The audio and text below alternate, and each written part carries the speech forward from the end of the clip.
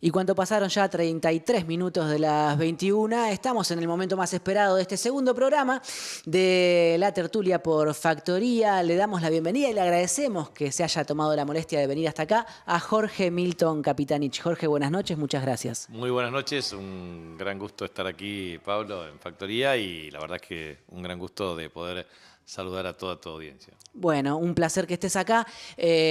No hace falta una presentación, pero corresponde decir que Jorge ha pasado o ha recorrido todo el espinel casi de la institucionalidad política argentina, porque fue intendente en su provincia natal, fue gobernador en su provincia natal, fue senador, fue jefe de gabinete y hasta en algún momento, allá por 2015, fuiste, Jorge, precandidato a presidente. No, la verdad que nunca, ¿eh? Nunca lo pude. Estuviste ahí a punto. Sí, estábamos ahí. Eras uno de los 7. Sí, Había como 7. Sí, a ver, nunca pude plasmar un proyecto presidencial. La verdad es que lo que hice fue publicar, sí, un programa que se llamaba Argentina Merece Más. Es un libro que expresa un programa de gobierno respecto a lo que a mí me parece que es lo necesario para hacer en la República Argentina desde una perspectiva de una Argentina federal. Siempre entiendo, y sobre todo a partir de la reforma de 1994, se ha agravado este problema del centralismo porteño desde el punto de vista del diseño político, y entiendo claramente que Argentina necesita por lo menos una síntesis basada en 3 cuestiones. Primero, una reforma constitucional en lo político, que sería para mí lo que se denominaría una quinta república, después de la cuarta república que podríamos argumentar desde el punto de vista de la reforma constitucional de 1994, se necesita una quinta república con una mixtura del poder político que tenga que ver con el liderazgo político presidencial, pero con un régimen semipresidencialista, con una participación legislativa que garantice y galvanice acuerdos políticos para hacer un sistema político más cooperativo. En segundo lugar, lo que yo denominaría un régimen monetario en lo económico que supere la perspectiva, el régimen bimonetario, por un esquema en donde funcione un régimen multimonetario con un clivaje de digitalización que permita tener estabilidad macroeconómica, y por último un enfoque multidimensional de la pobreza. O sea, para mí son los 3 grandes pilares de 3 reformas estructurales de un proyecto de Argentina federal. No es poco para arrancar una entrevista con nadie, ¿no? Pero solo con Capitanich se puede arrancar casi como una tesis de maestría. Voy a ir a esos 3 puntos que estás señalando, me parecen súper interesantes, pero no quiero dejar pasar, no quiero que se nos escape que sos candidato ahora para las elecciones del 11 de mayo en Chaco a diputado provincial, y esta semana nomás hubo una intervención poco feliz del ministro de la Producción chaqueño, Oscar Dudic, que tildó de planeros a los productores agropecuarios porque están demandando compensaciones ante la crisis hídrica de la provincia, ¿verdad? Exactamente, para nosotros planteamos que nuestra plataforma electoral incluye 50 iniciativas de carácter legislativo, de los cuales sintetizamos en 4 principales, una de las cuales es la emergencia agropecuaria, porque la provincia del Chaco tenía durante nuestra gestión de gobierno, por lo menos 10 cuestiones clave que hicimos. Primero, entregamos 8.000 títulos de propiedad de la tierra porque valoramos que la tierra es de quien la trabaja. Segundo, fortalecimos los consorcios camineros para garantizar el mantenimiento de 33.000 kilómetros de caminos rurales de muy buena calidad. Eso significó maquinarias, herramientas, financiamiento de buena calidad. Es un ejemplo y un modelo a nivel nacional e internacional el nuestro. Tercero, los consorcios de servicios rurales, que son 105, que garantizamos mecanismos de financiamiento para tractores, herramientas, semillas, combustible y transferencias monetarias, que hoy se ha extinguido. Cuarto, trabajamos mucho el tema de seguro multirriesgo, una innovación tecnológica de la ingeniería financiera que permitió generar cultivos como, por ejemplo, girasol, trigo, soja, algodón, y eso es muy bueno y eso se tiene que extender al país, me da la impresión. Quinto, rescaté a 3.100 productores cuando asumí que tenían la hipoteca, el remate de la hipoteca de sus campos, y nosotros lo rescatamos. También logramos electrificación rural extendida, también logramos sistema de financiamiento cuando lo necesitaban por la emergencia por sequía en el año 2012. También generamos condonación de deuda cuando más lo necesitaban. O sea, hicimos un programa de $1.000 millones para el sector agropecuario mediano. Pero a su vez también mucho apoyo a los consorcios de servicios rurales. Y la verdad es que el gobierno de Esdero, que por el otro lado está fundido, porque Esdero tiene 200.000 millones de pesos de déficit fiscal 2024, 7% de los recursos totales, mientras nosotros teníamos superávit fiscal 2,2% de los recursos totales. ¿Y qué le pasó? ¿Qué le pasó? Bueno, pésimo administrador, y ese es el gran problema que tienen quienes no saben gobernar y quienes no tienen un expertise en materia económica y fiscal. Y a su vez este año tiene una proyección de 400.000 millones de pesos de déficit fiscal, con lo cual va a tener 600.000 millones de pesos de déficit fiscal y está topeado en materia de financiamiento. Por ejemplo, él ya ha emitido letras del Tesoro por 153.000 millones de pesos y ya con tasa de interés, ¿viste? 44, 46%, una cosa exorbitante, que se capitaliza, obviamente, aumenta exponencialmente. La segunda cuestión ya le dio, y ustedes lo publicaron, 120.000 millones de pesos de anticipo financiero del 1 al 30 o 31, con lo cual es un cortísimo plazo. Sí, sí. Tercero, tiene una ley de endeudamiento que no la puede aplicar porque obviamente la tasa de riesgo país de Argentina lo impide y él tiene un serio problema de riesgo. Y cuarto, me parece que va hacia un proceso de cronograma de pagos, de haberes, no hace nada de obra pública, no puede autorizar salario y no puede pagar aguinaldo, digamos. Entonces, la verdad que es una pésima administración y eso es parte de también la soberbia de creer que esto es soplar y hacer botella. Como siempre digo, esto no es para cualquiera la bota de potro. Voy a tratar de eludir el obligado centralismo geográfico que me mantiene en la ciudad de Buenos Aires, porque es donde vivo y trabajo, y voy a apelar a una conversación que tuve hace un tiempo con un legislador del oficialismo chaqueño en este momento, que me comentaba que participó de un acto con el gobernador Esdero en uno de los municipios lindantes con el impenetrable chaqueño, Sí. y que el intendente de ese municipio le decía a este legislador: vótenle las leyes a Milei, apóyenlo en el Congreso. Resulta que este legislador era una especie de votatodo de Milei y le dijo: no me digas a mí si yo estoy trabajando para que le salgan las leyes a Milei. Y el intendente le retruca: no sé, yo no entiendo una mierda, pero acá la gente nos dice que banquemos al presidente. Y lo que me acota este legislador chaqueño es que él no vio la pobreza que hay ahora en Chaco, ni siquiera en el 2001.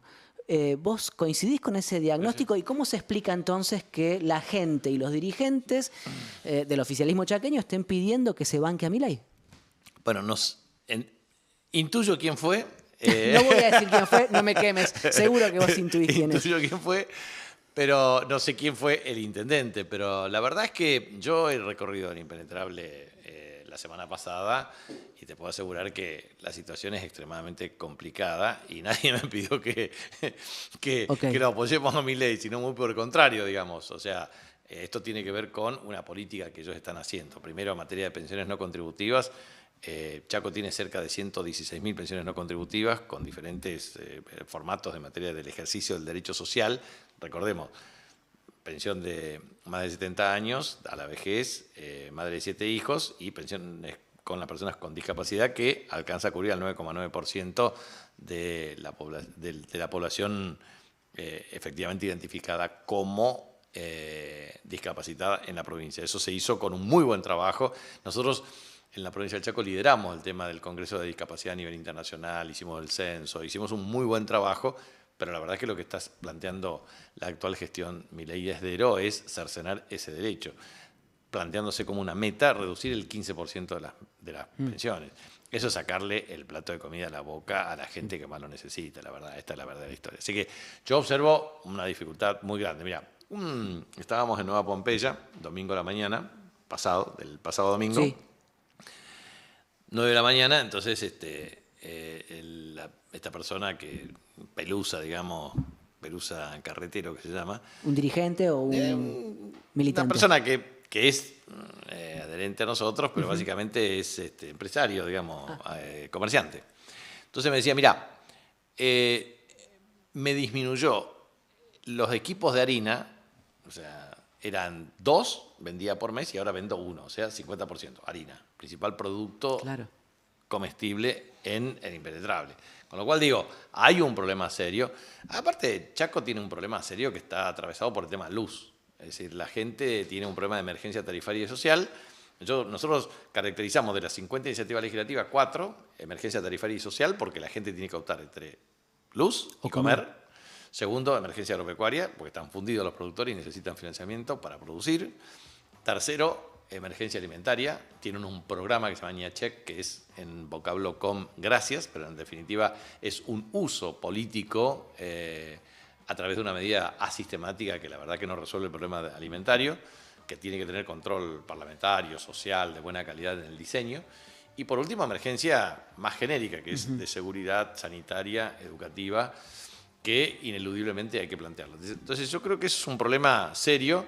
Nosotros tenemos una lista integrada con el equilibrio hombre-mujer, participación territorial, geográfica, y a su vez también enfoques desde el punto de vista generacional, o sea, dirigentes con experiencia, pero también jóvenes que naturalmente plantean una agenda legislativa para construir el presente y el futuro de la provincia. Así que creo que va a ser un esquema de pulsión política interesante. No sé qué evaluación haces vos de la elección de Puyaro. Para mí fue un desastre la elección de Puyaro. O sea, de 19 departamentos, ellos por el sistema tiene mayoría en la Convención Constituyente, lo puede lograr a través de alianzas, pero la verdad es que de 58, perder casi 554.000 votos y llegar a casi 34, la verdad que es una pésima elección. Me parece que hay que ver y entender e interpretar lo que va a ocurrir en los distintos procesos electorales con la ciudadanía. Vamos a ver, primero porque hay un problema, ¿viste? Todos los indicadores de consumo son pésimos. Sí. El tema, yo lo escuchaba hoy a Guillermo Franco, digamos, la verdad, un artista de la palabra, porque todo el sistema y lo mismo que Milei, digamos, todo el sistema de información estadística está amañado para pretender transmitir buenas noticias cuando no las hay. Y la verdad es que lo que yo observo es un cuadro extremadamente complejo, sobre todo en economías regionales, sobre todo en provincias, en donde observás claramente que vos tenés salario público y salario privado. El salario privado formal, en general, en las estrategias de negociaciones, más o menos preservan cierto poder adquisitivo, algún esquema de recuperación. El salario público se ha deteriorado fuertemente y en el Chaco eso es gravitante. A nivel nacional también, el salario público nacional. Pero el mayor castigo es lo que se denomina precarización laboral, esta sustitución se elimina el empleo formal y sos monotributista o autónomo, y a su vez un nivel de ajuste en el salario de esas personas. O sea, para preservar la estabilidad en el empleo, resignan salario. Y a su vez, un problema.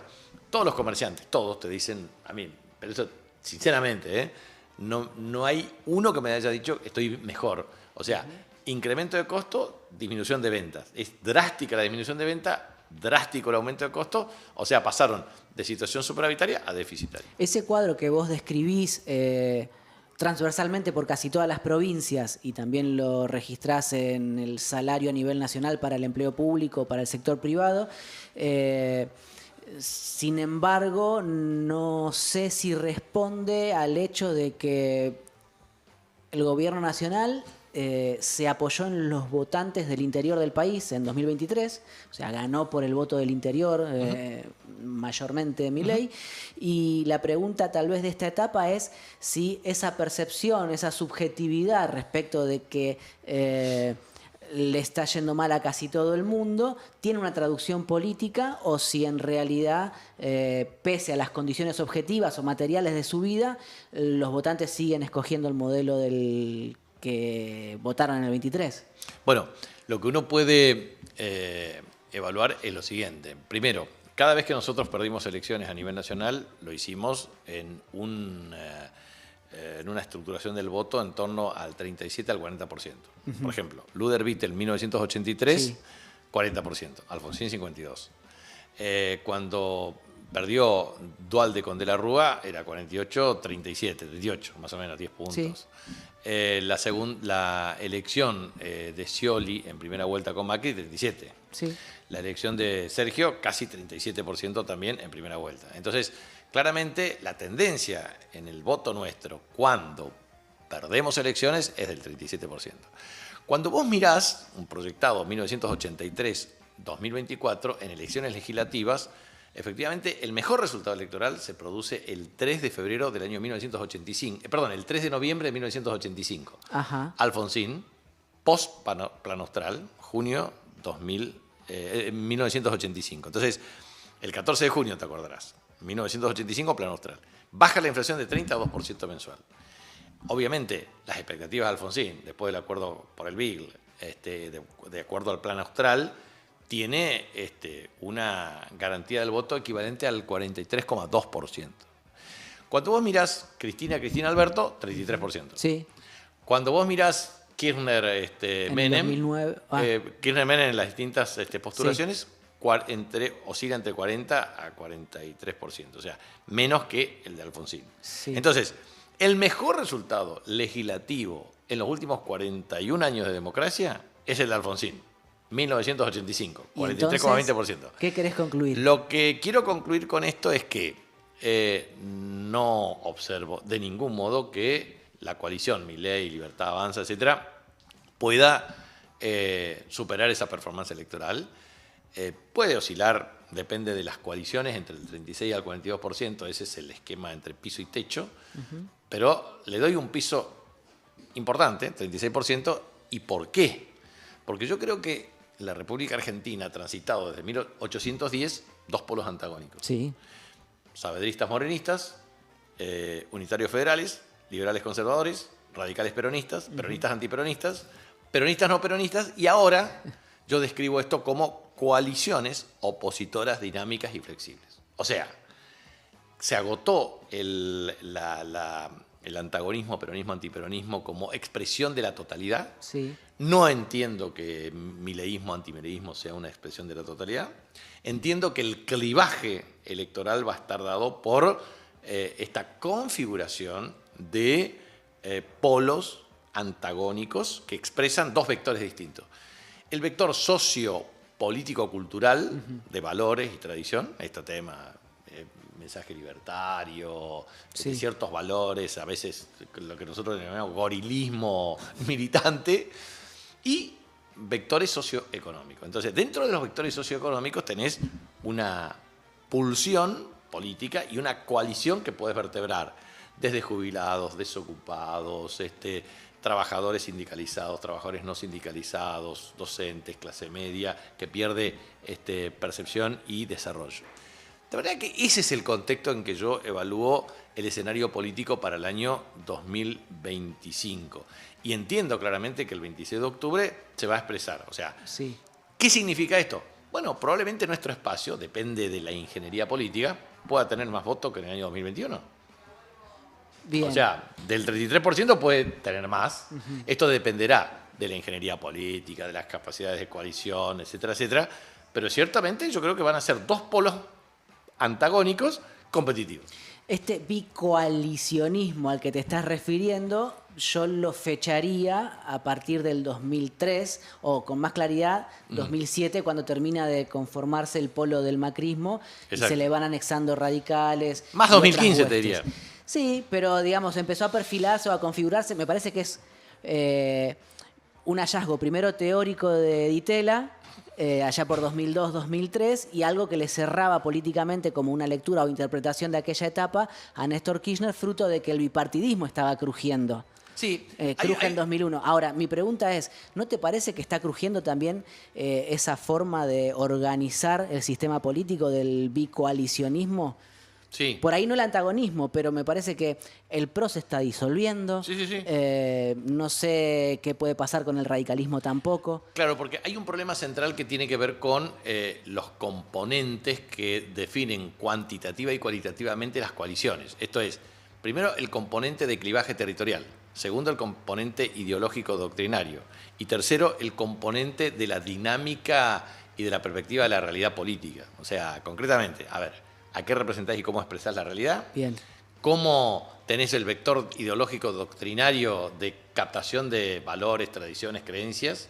Y por el otro lado, ¿cuál es tu andamiaje territorial? Por ejemplo, nosotros, entre 1983 al año 2024, la peor performance de base territorial para nuestro espacio es ahora.